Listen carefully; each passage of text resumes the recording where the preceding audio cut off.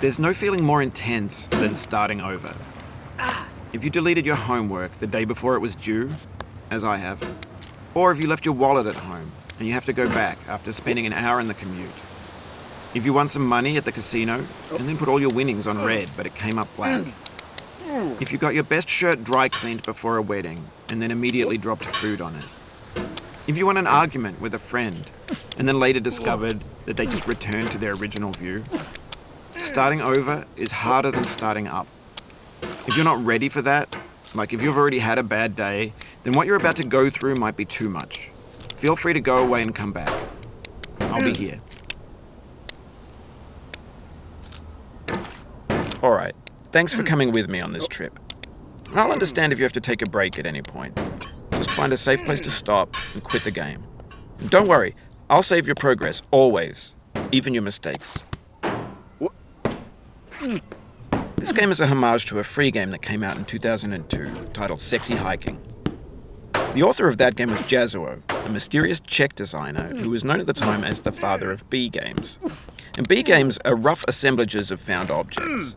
Designers slap them together very quickly and freely, and they're often too rough and unfriendly to gain much of a following. They're built more for the joy of building them than as polished products. In a certain way, Sexy Hiking is the perfect embodiment of a B game.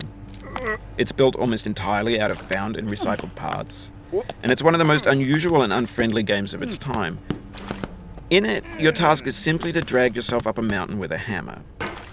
And that act of climbing, in the digital world or in real life, has certain essential properties that give the game its flavor. No amount of forward progress is guaranteed. Some cliffs are too sheer or too slippery. And the player is constantly, unremittingly in danger of falling and losing everything. Anyway, when you start Sexy Hiking, you're standing next to this dead tree that blocks the way to the entire rest of the game.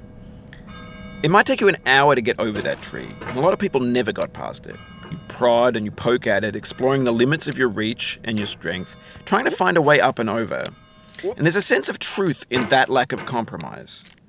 Most obstacles in video game worlds are fake. You can be completely confident in your ability to get through them once you have the correct method or the correct equipment or just by spending enough time.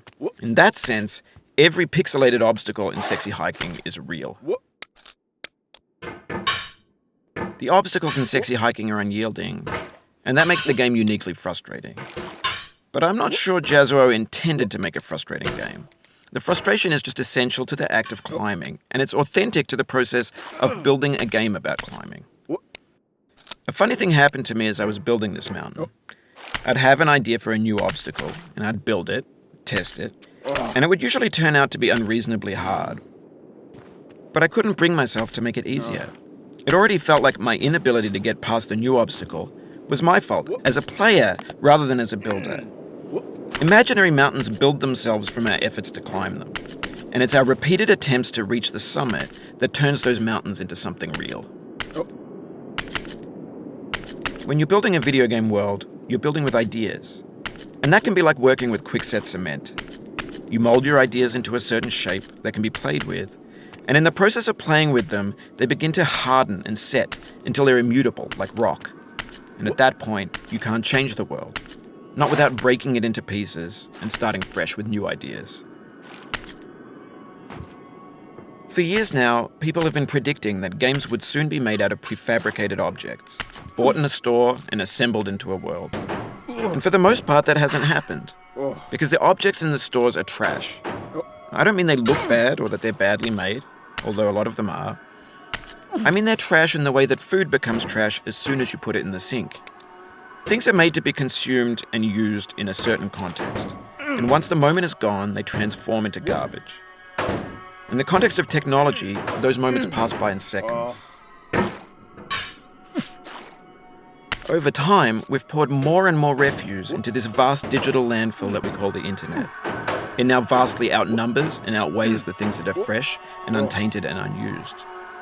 When everything around us is cultural trash, trash becomes the new medium, the lingua franca of the digital age. And you can build culture out of trash. But only trash culture.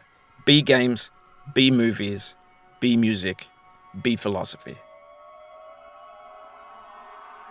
Maybe this is what digital culture is. A monstrous mountain of trash, the ash heap of creativity's fountain. A landfill with everything we ever thought of in it. Grand, infinite, and unsorted. There's 3D models of breakfast, Gen X's fanfic novels, scan magazines, green screen Shia LaBeouf, banned snuff scenes on live